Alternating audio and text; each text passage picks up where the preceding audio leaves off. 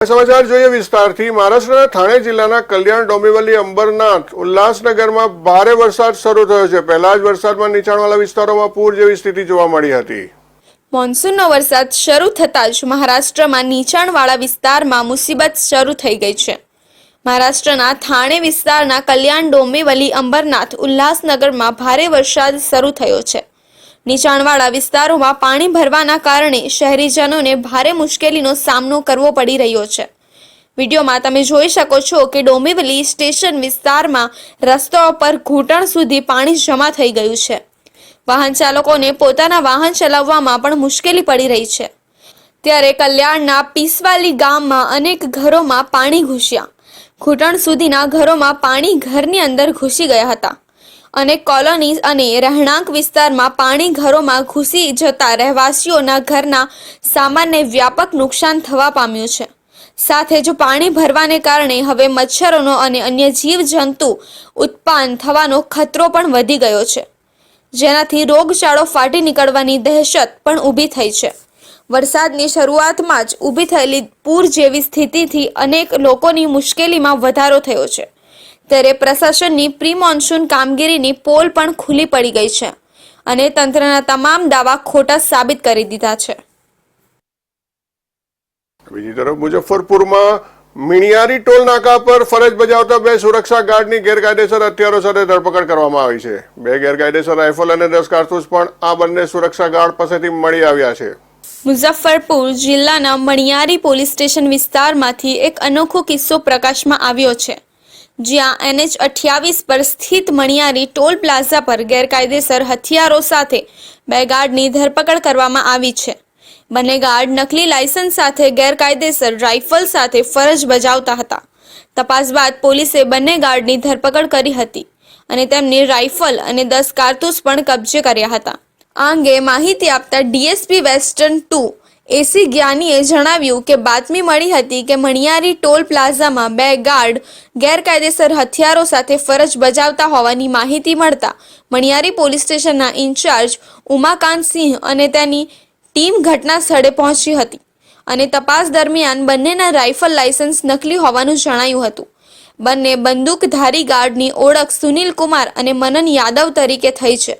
આ બંને catch security agency હેઠળ કામ કરતા હતા અને મણિયારી ટોલ પ્લાઝા પર ફરજ બજાવતા હતા, પરંતુ બંનેના હથિયારના લાયસન્સ નકલી હતા। આ કેસમાં ડીએસપીએ જણાવ્યું કે એજન્સી સામે પણ કાર્યવાહી કરવામાં આવશે, કારણ કે ગાર્ડને તપાસ કર્યા વગર કેવી રીતે ફરજ પર રાખવામાં આવ્યો હતો। मनियारी थाना अंतर्गत टोल प्लाजा पर सूचना प्राप्त हुई कि गनमैन के रूप में जो ड्यूटी कर रहे हैं और उनके पास फर्जी लाइसेंस है और उसी के आलोक पे ये ड्यूटी कर रहे हैं। जो इसके आलोक में सत्यापन जब कराया गया इनको, तो दोनों लाइसेंस फर्जी पाया गया। एक का खगड़िया का बना हुआ था, एक आदमी का सुनील कुमार का, एक मनन यादव जो है मिले हैं, जो औरंगाबाद के मनन यादव जो शाहपुर के थाना क्षेत्र भोजपुर जिला के रहने वाले हैं। इनका लाइसेंस गोपालगंज जिला से बना हुआ है। दोनों जगह विशेष रूप भेज करके सत्यापन कराया गया, तो दोनों जगह बताया गया ये फर्जी है, वहाँ से ये लाइसेंस निर्गत ही नहीं हुआ। 50 जो है दोनों आर्म्स को, इनके एक नाली बंदूक है DBL, एक नाली बंदूक 12 बोर को, जिसको जब्त किया गया। वो गोली भी बरामद की गई इनके पास से। तो क्या सिक्योरिटी कंपनी पर भी कार्रवाई होगी? जी निश्चित रूप से, क्योंकि उनका ड्यूटी बनती है कि जिसको भी आप दे रहे हैं निश्चित रूप से वेरिफिकेशन के बाद ही उनको देना है। સમાચારોમાં આગળ વધીએ। જેઓએ 2 દિવસમાં દેશ માટે બલિદાન આપનાર બહાદુર શહીદોને ભૂલી જાય છે કે જેઓ આ શહીદીની શહાદતને ઓછી આંકે છે, તેઓ આ 6.5 વર્ષના બાળક કબીરની થોડી સેકન્ડની આ વ્યથા સાંભળો।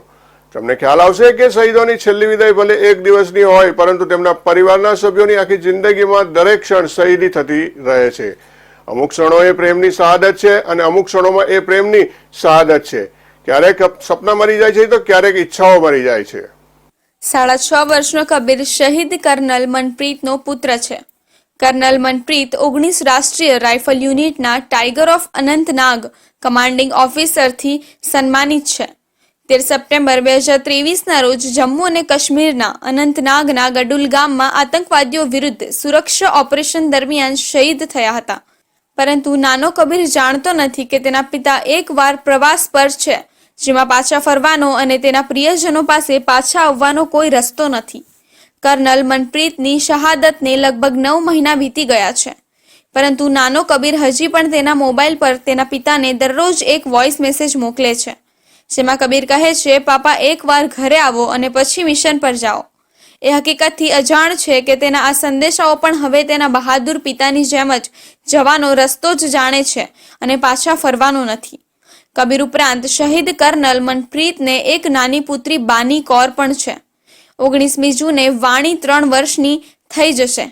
ભલે કબીર દરરોજ તેના પિતાને મેસેજ કરે છે અને તેના પરત આવવાની રાહ જોતા હોય છે, વાણીને ખબર પણ નથી હોતી કે ક્યારે કોઈ જતું રહે છે અથવા કોઈ તેની મદદ કરે છે, પણ કારણ કે કર્નલ મનપ્રીત સંત કબીરના જીવન અને શબ્દોથી ખૂબ પ્રભાવિત હતા, તેમણે તેમના બંને બાળકોના નામ પુત્ર કબીર અને પુત્રી બાની રાખ્યા હતા.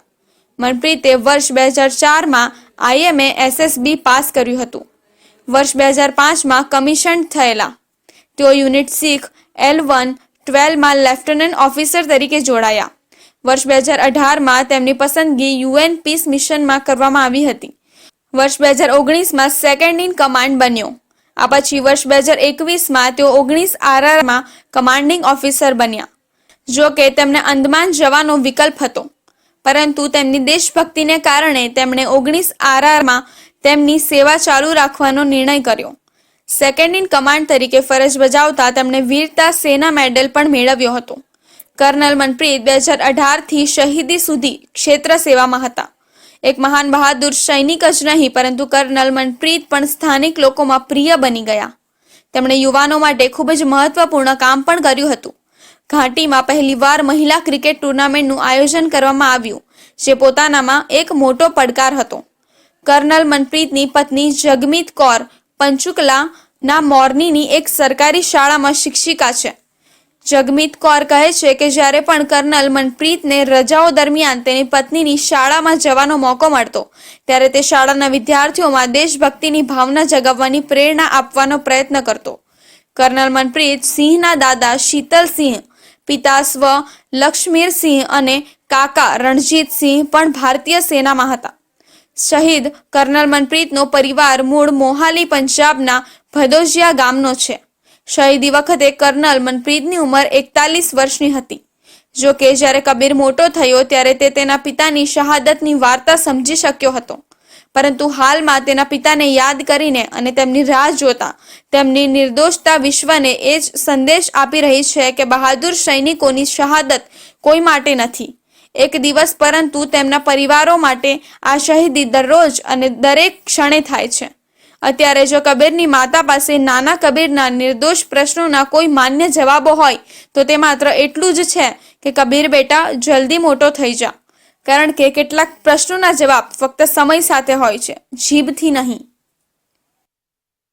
બીજી તરફ દાંતા તાલુકાના મંડાલી ગામે 2 યુવકો કૂવામાં મોટર કાઢવા ઉતર્યા હતા. તે દરમિયાન ઊંડા કૂવામાં શેવાળ અને કાદવમાં ડૂબી ફસાઈ જતા મોત નીપજ્યું છે. ઘટનાને પગલે ગામમાં દોડભાગ મચી જવા પામી હતી. ઊંડા કૂવામાંથી યુવાનોને બહાર કાઢવા ફાયર બ્રિગેડની મદદ લેવામાં આવી હતી, જોકે મોડી રાત્રિ સુધી મૃતદેહ બહાર કાઢી શકાયા ન હતા.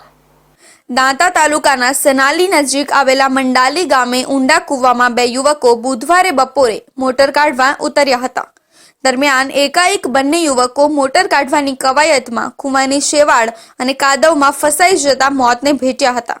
ઘટનાને પગલે નાનકડા ગામમાં ભારે દોડભાગ મચી જવા પામી હતી. જોકે ઊંડા કૂવામાંથી બંને યુવકોને બહાર કાઢવાનું અશક્ય થઈ પડતા અંબાજી અને પાલનપુર ફાયર બ્રિગેડનો સંપર્ક કરતા સાંજના સુમારે ટીમો ઘટના સ્થળે પહોંચી બચાવ કામગીરી હાથ ધરી હતી. આ અંગે સૂત્રોએ જણાવ્યું હતું કે મૃતક જસવંતપુરાના નરેશભાઈ ઠાકોર અને સનાલી ગામના બચુભાઈ તરાલ હોવાનું બહાર આવ્યું છે. જોકે મોડી રાત સુધી બંને મૃતકોના મૃતદેહને ફાયર બ્રિગેડ પણ કાઢી શકી નથી, જેની પાછળનું કારણ પણ એ જાણવા મળી રહ્યું છે કે કૂવાની અંદર ઉતરતા શ્વાસ રૂંધાઈ રહ્યો હોવાની સમસ્યા જોવા મળી રહી છે, જેના પગલે હવે ક્રેન અને ઓક્સિજન સિલિન્ડર દ્વારા જ આગળની બચાવ કામગીરી થઈ શકે તેમ હોય આ દિશામાં પ્રયાસો હાથ ધરવામાં આવ્યા છે. પૂરતી સુવિધા અને સાધનો વગર કૂવા અને ડ્રેનેજ જેવી જગ્યાએ અંદર જવું ખતરનાક હોઈ શકે છે એ જાણતા હોવા છતાં ઘણા લોકો આવું જોખમ લેતા હોય છે, ત્યારે આવી ઘટના બનતી હોય છે. આ ઘટનામાં પણ કૂવામાં ઉતરતા પહેલા પૂરતી કાળજી લીધા વગર ઉતરવું અને બંને યુવકોને ભારે પડી ગયું હતું અને બંનેએ જીવ ગુમાવવાનો વારો આવ્યો હતો. આ તરફ 21 જૂન એટલે કે યોગ દિવસ. આ દિવસની ઉજવણી પૂરા વિશ્વમાં યોગ દિવસ તરીકે કરવામાં આવે છે. વર્ષ 2014 થી દર વર્ષે 21 જૂનના રોજ સમગ્ર વિશ્વમાં આંતરરાષ્ટ્રીય યોગ દિવસ તરીકે ઉજવવામાં આવે છે. ત્યારે ઉજવણીના ભાગરૂપે આ વર્ષે કચ્છના રોગાન કારીગરે વિશ્વ યોગ દિવસનો લોગો બનાવ્યો છે, જેને 400 વર્ષ જૂની રોગાન કળા મારફતે કંડાર્યો છે. સરહદી જિલ્લો કચ્છ કળા અને કારીગરીનું હબ બન્યું છે. કચ્છના કલાકારો જુદી જુદી કળાના માધ્યમથી કોઈ પણ મહત્વપૂર્ણ ઘટનાને પણ પોતાની કલા વડે ઉજાગર કરતા આવ્યા છે. ત્યારે 21 જૂન વિશ્વ યોગ દિવસના વિષયને ધ્યાનમાં રાખીને કચ્છના કારીગરે 400 વર્ષ જૂની રોગાન કળામાં વિશ્વ યોગ દિવસનો લોગો કંડાર્યો છે. દેશના વડાપ્રધાન નરેન્દ્ર મોદીએ 2014માં સંયુક્ત રાષ્ટ્ર સંઘના સંબોધનમાં 21 જૂનની તારીખ વિશ્વ યોગ દિવસ તરીકે સૂચવી હતી અને ત્યારબાદ 2015થી દર વર્ષે 21 જૂન કે જે વર્ષનો લાંબો દિવસ પણ છે તેને વિશ્વ યોગ દિવસ તરીકે મનાવવામાં આવે છે. કચ્છના માધાપર ગામના રોગાન કારીગર આશિષ કંસારાએ વિશ્વ યોગ દિવસનો લોગો દર્શાવતી પ્રતિકૃતિ રોગાન કળા મારફતે તૈયાર કરી છે. કચ્છના કારીગરે આ 400 વર્ષ જૂની રોગાન કળા મારફતે 20 થી 25 દિવસોમાં આ કલાકૃતિ તૈયાર કરી છે અને તેની સાઇઝ 15x18 છે. આ કલાકૃતિની વિશેષતા એ છે કે આ રોગાન કળા મારફતે કરવામાં આવી હોવાથી આ 200 વર્ષ સુધી ટકી રહે છે. આ કલાકૃતિમાં કપડું છે તે ફાટી શકે છે, પરંતુ તેના પર કરવામાં આવેલ રોગાન આર્ટ છે તે ક્યારેય બગડતું નથી અને ખાસ કરીને આ કળામાં વાપરવામાં આવતા રંગો ખૂબ જ આકર્ષક હોય છે. હમણાં મેં યોગા ડે ને અનુલક્ષીને રોગાન આર્ટમાં મેં યોગા ડે નો લોગો બનાવ્યો છે અને આપણે હમણાં જે 21 જૂન યોગા ડે છે, વિશ્વ યોગા ડે ઉજવવામાં આવે છે, એને અનુલક્ષીને મેં આ લોગો બનાવ્યો છે રોગાન આર્ટમાં. અને આપણે જોઈએ કે આપણી જૂની પરંપરાઓને ઘણી એવી બધી રીત હતી કે એમાં યોગા એક બહુ મહત્વનો ફાળો ભજવતી. તો હવે વિશ્વ ફલક પર છવાઈ ગયું છે યોગા, અને નરેન્દ્ર મોદીએ જે આ કામ કર્યું છે યોગાને વિશ્વ સુધી પહોંચાડવાનું, હરેક માણસ સુધી પહોંચાડવાનું એક બહુ જ મોટું કામ કર્યું છે અને એ બહુ જ ગર્વની વાત છે. તો એટલા માટે જ મેં આને તહેવારની જેમ ઉજવતા મેં પણ આનામાં યોગદાન આપ્યું અને મેં પણ યોગા ડે નો લોગો બનાવ્યો કે જેવો આપણો લોગો છે યોગા ડે નો, ઇન્ટરનેશનલ યોગા ડે નો, એવો જ મેં રોગાન આર્ટમાં બનાવ્યો. અને રોગાન આર્ટની એક ખાસિયત છે કે એના કલર એટલા જબરજસ્ત હોય છે કે એ કપડા પરથી ક્યારે પણ નીકળતા નથી. 100-200 વર્ષ થઈ જાય તોય પણ એના ઉપર જે કપડા તૂટી જાય પણ કલર એના એવા ને એવા રહે છે. અને બીજું કે એના કલર બહુ જ આકર્ષક હોય છે, જોવામાં એ અદ્ભુત લાગે છે. આ એની મેઇન ખાસિયત છે. રોગાન આર્ટિસ્ટ આશિષ કંસારા છેલ્લા 6 વર્ષથી રોગાન કળા સાથે સંકળાયેલા છે. આમ તો રોગાન કળા ખૂબ કઠિન કળા માનવામાં આવે છે અને મોટાભાગના રોગાન કળાના કારીગરો ટ્રી ઓફ લાઈફ જેવી કૃતિઓ જ બનાવતા હોય છે. પરંતુ આશિષભાઈએ રોગાન કળામાં અગાઉ ચંદ્રયાન 3, રામ દરબાર, ભારત માતા, રામ મંદિર જેવી અને હાલમાં વિશ્વ યોગ દિવસના લોગોની કૃતિ બનાવી સૌને આશ્ચર્યચકિત કરી દીધા છે. આશિષભાઈને રોગાન કારીગર તરીકે પોર્ટ્રેટ પ્રતિકૃતિ બનાવવાનું વધારે પસંદ છે. જોવામાં આકર્ષક લાગતી રોગાન કળા ખૂબ મહેનત માંગી લે છે. કચ્છના રોગાન કળાના કારીગરો 400 વર્ષ જૂની આ રોગાન કળાને ફરી ઉજાગર કરવા અથાગ પ્રયત્નો કરી રહ્યા છે. રોગાન કળામાં ખૂબ બારીક કારીગરીની જરૂર પડે છે. આ તરફ માધાપરના શ્રી નવચેતન અંધજન મંડળ ખાતે રાષ્ટ્રીય કક્ષાની સ્પેશિયલ ખેલ મહાકુંભ હેઠળ દ્રષ્ટિ ક્ષતિ ખેલાડીઓ માટે ચેસ સ્પર્ધા યોજવામાં આવી હતી, જેમાં સમગ્ર રાજ્યના 28 જિલ્લામાંથી સ્પેશિયલ ખેલાડીઓએ ભાગ લીધો હતો. આ સ્પર્ધામાં ભારત દેશ તરફથી રાષ્ટ્રીય અને આંતરરાષ્ટ્રીય સ્તરે પ્રતિનિધિત્વ કરી ચૂકેલા ખેલાડીઓએ પણ ભાગ લીધો હતો અને સાબિત કરી બતાવ્યું હતું કે ચેસ રમવા માટે માત્ર વિઝિબિલિટી જ નહીં પરંતુ વિઝનની પણ જરૂર હોય છે. હાલમાં રાજ્ય કક્ષાના સ્પેશિયલ ખેલ મહાકુંભ ચેસ સ્પર્ધાનો પ્રારંભ કરવામાં આવ્યો છે, જેમાં ગુજરાતમાંથી 90 જેટલા ખેલાડીઓએ ભાગ લીધો છે. રાજ્ય કક્ષાની સ્પર્ધા કચ્છના માધાપર ખાતે આવેલા શ્રી નવચેતન અંધજન મંડળ ખાતે યોજવામાં આવી છે. દ્રષ્ટિ ક્ષતિ ખેલાડીઓ દ્રષ્ટિની ક્ષતિ હોવા છતાં પોતાની કુશળતાથી ચેસની સ્પર્ધામાં ભાગ લઈ ઉત્કૃષ્ટ દેખાવ કરી રહ્યા છે. આ સ્પર્ધામાં જામનગરના પ્રજ્ઞાચક્ષુ ખેલાડી રાહુલ વાઘેલાએ પણ ભાગ લીધો હતો. રાહુલ અમદાવાદના અંધજન મંડળમાં અભ્યાસ કરે છે અને હાલમાં પ્રજ્ઞાચક્ષુ રાહુલ વાઘેલાએ ધોરણ 12 આર્ટ્સની પરીક્ષા 80% સાથે પાસ કરી હતી. ખેલ મહાકુંભથી રાહુલે ચેસ રમવાની શરૂઆત કરી હતી. સપ્ટેમ્બર 27થી બેંગ્લોરમાં યોજનાર બ્લાઇન્ડ ખેલાડીઓની વર્લ્ડ જુનિયર ચેમ્પિયનશિપમાં રાહુલ ભારતનું પ્રતિનિધિત્વ કરશે, જે રાહુલ માટે ગૌરવની ક્ષણ બની રહેશે. રાહુલ 4 વર્ષનો હતો ત્યારે તેને તાવ આવ્યો હતો અને જેમાં ખેંચ આવતા તેણે પોતાની બંને આંખોની દ્રષ્ટિ ગુમાવી હતી. રાહુલના માતા પિતા સાવરણી બનાવીને વેચે છે, છતાં પણ તેમણે રાહુલના સંઘર્ષના સમયમાં દરેક રીતે મદદ કરી છે અને તેના આત્મવિશ્વાસમાં વધારો કર્યો છે. રાહુલે જામનગર ખાતે અંધજન વિવિધલક્ષી તાલીમ કેન્દ્રમાં પ્રાથમિક શિક્ષણ મેળવ્યું હતું. રાહુલે વર્ષ 2014માં ધોરણ 5માં અભ્યાસ કરી રહ્યો હતો ત્યારે ખેલ મહાકુંભમાં ચેસની સ્પર્ધામાં ભાગ લીધો હતો અને વિજેતા પણ બન્યો હતો. સ્ટેટ સિલેક્શનમાં સિનિયર પ્લેયર સાથે ભાગ લઈને ચેમ્પિયન બન્યો ગુજરાત સ્ટેટનો, અને ફરીથી મેં 2024માં રિપીટ કર્યું સ્ટેટ સિલેક્શનમાં. ફરીથી હું ચેમ્પિયન બન્યો. જુનિયર હોવા છતાં સિનિયરમાં ચેમ્પિયન બનવું એ ખૂબ મારા માટે આનંદની વાત હતી.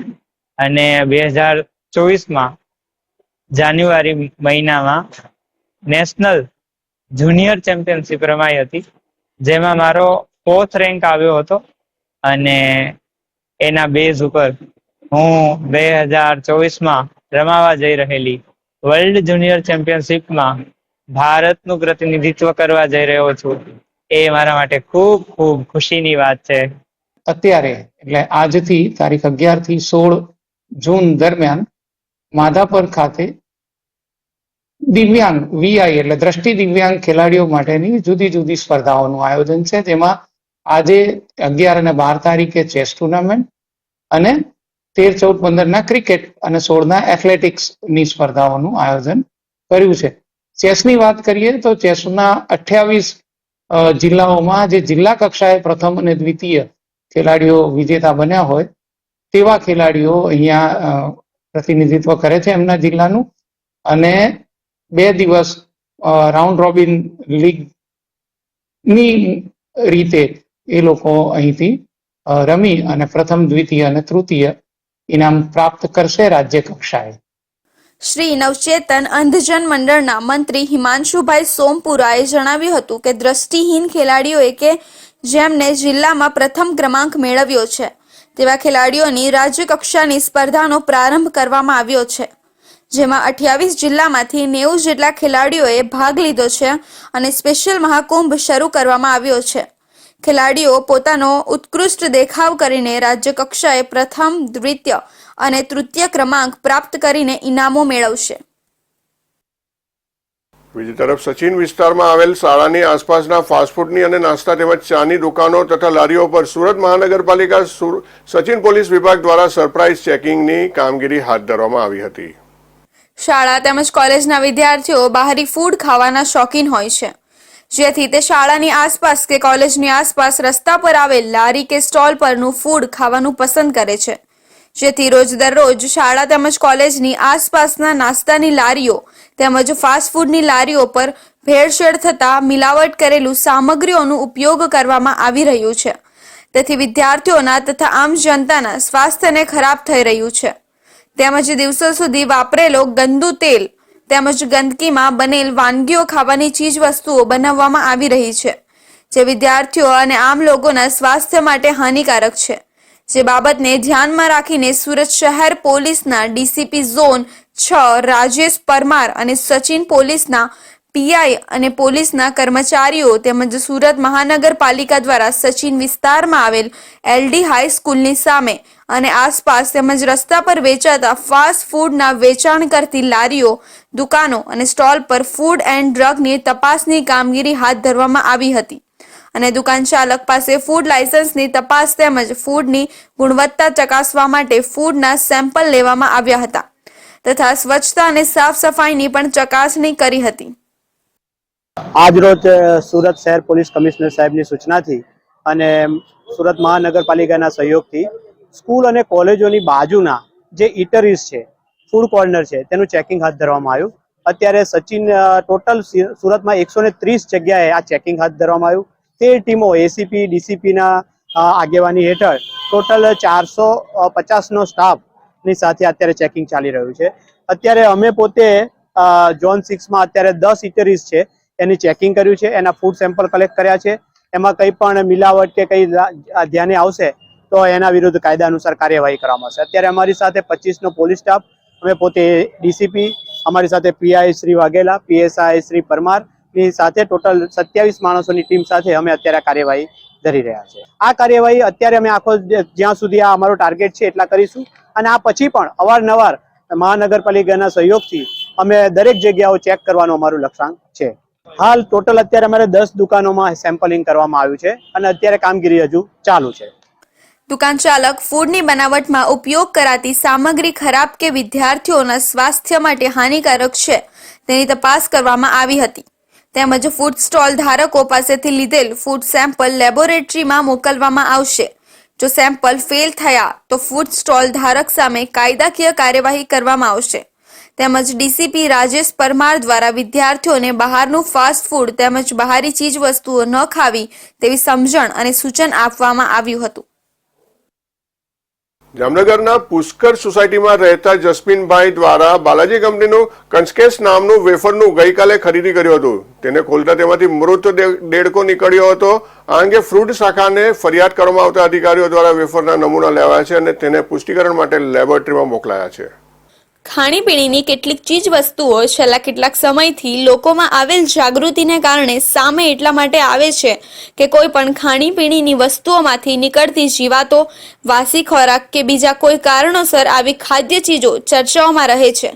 આવી જ વધુ એક ચર્ચા આજે જામનગરમાં એટલે સામે આવી કારણ કે જામનગરના પુષ્કરધામ સોસાયટીમાં રહેતા જસ્મીન પટેલ નામના વ્યક્તિએ આજે મીડિયા સાથે વાતચીતમાં કહ્યું કે ગતરોજ મંગળવારે મારી ભત્રીજી પટેલ જનરલ સ્ટોરમાંથી બાલાજીની ક્રન્ચેક્સ વેફર લાવી હતી. તે અડધી ખાધી તો તેમાંથી દેડકો હોવાનું સામે આવ્યું. પછી તે પડીકું અમે રાખી દીધું અને અમે દુકાને ગયા તો તેને અમને કસ્ટમર કેરમાં ફોન કરવાનું કહ્યું તો ત્યાંથી કંઈ વ્યવસ્થિત જવાબ ના મળ્યો. જોકે આ સંદર્ભે બાલાજી વેફર જામનગરમાં જે જગ્યાએથી માલ આવ્યો હતો એજન્સીના ભાઈ સાથે વાત કરતા તેઓ તો કેમેરો જોઈને બાઇક પર ચાલતી પકડી હતી. આ પટેલ જનરલ સ્ટોર છે, ત્યાંથી મારી ભત્રીજી કાલ વેફર લઈ આવી હતી. એને જે ખાધી અને ખાધીને ખોલી અડધી ખાધી તો જોયું તો આમાં ડેટકો નીકળ્યો એટલે એ કોથરી મેં રાખી દીધી. સવારે અહીંયા આવ્યો, અહીંયા આવીને એજન્સીવાળા આગળ ગયા. એજન્સીવાળાએ કસ્ટમર ફોનને કીધું કે કસ્ટમરમાં તમે વાત કરી લ્યો. એટલે અમે વાત કરી તો અડધી કલાક જવાબ ન મળ્યો. પછી પાછા અમે ફોન કર્યો તો એને ઉપાડ્યો ને એક મેડમ ઉપાડ્યો. મેડમ કે અમને સારો જવાબ ન મળ્યો. મેડમ એમ કે તમે તમારું જે થવાનું કરવા માંડો, લીગલી જે કરવું હોય તમે માંડો કરવા. બરોબર, અમારે કાંઈ એવો ફેર પડતો નથી. અમારે તો અહીંયા આવા રોજ આવ્યા જ રાખતું હોય કાંઈક જગ્યાએ. બરોબર, શું નામની વેફર હતી? વેફર છે કંચેસ બાલાજી વેફર. જામનગર મહાનગરપાલિકાની ફૂડ શાખા સતત કાર્યરત છે. આજરોજ જ્યારે ફિલ્ડમાં હતા એ દરમિયાન જસ્મીન પટેલ નામની વ્યક્તિ દ્વારા એણે ગઈકાલે બાલાજીની ક્રન્ચી સિમ્પલ સોલ્ટેડ વેફરનું 10 રૂપિયાવાળું પેકેટ ખરીદેલ હતું, જેમાં દેડકો હોવાનું જણાવતા અમો સ્થળ ઉપર અત્યારે પટેલ પાન અને Patel provision stores Pushkardham society Ranjit Sagar road સ્થળ પર આવતા અને આ તોડેલ પેકેટ જોતા એમાં દેડકો હોય એવું જણાયેલ છે.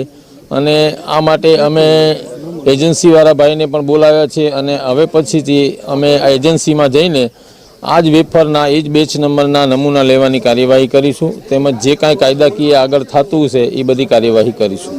આ અંગે જામનગર મનપાના ફૂડ સેફ્ટી ઓફિસર ડીબી પરમારે મીડિયા સાથેની વાતચીતમાં કહ્યું કે આજે અમો ફિલ્ડમાં હતા ત્યારે અમોને જસ્મીન પટેલ નામના વ્યક્તિનો ફોન આવેલ અને તેઓએ બાલાજીની ક્રન્ચી સિમ્પલ સોલ્ટેડ વેફર ખરીદેલ, તેમાં દેડકો હોવાનું જણાવેલ. જેથી અમોએ પટેલ પ્રોવિઝન સ્ટોરમાં આવેલ અને ત્યાં તોડેલ પેકેટ જોતા તેમાં દેડકો હોય તેવું જણાયેલ છે અને હવે અમે એજન્સીમાં જઈ અને આ બેચ નંબરના નમૂના લેશું અને આગળ જે કોઈ કાયદાકીય કાર્યવાહી થતી હશે તે કરીશું તેમ જણાવેલ છે. હવે વેફરમાં ખરેખર આ દેડકો અંદર કઈ રીતે મળી આવ્યો તે સમગ્ર મામલો તપાસ માંગી લેતો છે. બીજી તરફ દાદરા નગર હવેલી ખાતે ડોકમરડી ખાતે 66 કેવી ખાસેથી પસાર થતી પીપરિયા ખાડીમાંથી મૃત માછલીઓ મળી આવતા તંત્ર દોડતું થયું હતું. ખાડીમાં પ્રદૂષણને કારણે પછી કોઈ પણ અન્ય કારણોસર મોટા પ્રમાણમાં માછલીઓના મોત થતા પર્યાવરણ પ્રેમીઓમાં ચિંતા વ્યાપી ગઈ હતી. સંઘ પ્રદેશ દાદરા નગર હવેલી ખાતે આવેલ ડોકમરડી ખાતેથી પસાર થતી ખાડીમાં મૃત માછલી દેખાઈ આવી હતી અને આ મૃત માછલીને કોઈ વ્યક્તિ દ્વારા દાદરા વિસ્તારમાં ખૂબ જ સસ્તા ભાવે વેચાણ પણ કરવામાં આવી રહી હોવાથી સમગ્ર ઘટના પ્રકાશમાં આવી હતી. ઘટનાની જાણ પત્રકારોને થતાં તેમને ડિઝાસ્ટર મેનેજમેન્ટ અને પ્રદૂષણ નિયંત્રણ વિભાગમાં જાણ કરી હતી. તેઓની ટીમ દ્વારા ઘટના સ્થળે પહોંચીને તપાસ હાથ ધરી હતી. 66 કેવી વિસ્તારમાં ઘણા બધા ઉદ્યોગ આવેલા છે, ત્યારે આ મૃત માછલી મળી આવવા પાછળ કંપની દ્વારા છોડવામાં આવેલ કેમિકલયુક્ત પાણી હોવાની આશંકા દેખાઈ રહી છે. ત્યારે તંત્ર દ્વારા આ વિષયમાં તપાસ કરી નદીમાં છોડવામાં આવતા કેમિકલયુક્ત પાણીથી પીપરિયા ખાડીને બચાવવી જરૂરી બને છે. ખાડીમાં પ્રદૂષણનું પ્રમાણ અચાનક એટલું બધું ઊંચું થઈ ગયું છે કે જળચર માછલીઓ આ ઝેરી પાણીમાં મૃત્યુ પામી હતી અને આવી મૃત માછલીઓ કેટલાક લોકો પૈસા કમાવવાની લાલચમાં અહીંયાથી લઈ જઈને બજારમાં સસ્તા ભાવે વેચીને લોકોના સ્વાસ્થ્ય સાથે પણ રમત રમી રહ્યા હોવાનું ખુલવા પામ્યું છે. વરસાદી માહોલ શરૂ થાય એટલે કેમિકલ કંપનીઓ અને ઔદ્યોગિક એકમો પોતાનું પ્રદૂષિત અને ઝેરીલા કેમિકલયુક્ત પાણી સીધું ખાડી અને ગટરોમાં છોડી દેતા હોવાના અનેક કિસ્સા બનતા હોય છે. પરંતુ આ લોકોના આ કૃત્યથી પર્યાવરણને કેટલી હાનિ પહોંચે છે એનો વિચાર કોઈ નથી કરતું અને એનો ભોગ આ રીતે માછલીઓ બની રહી છે. તો આ હતા અત્યાર સુધીના મહત્વના સમાચારો. વધુ સમાચારો માટે તમે જોતા રહો ઇન્ડિયા ન્યૂઝ ગુજરાત. નમસ્કાર.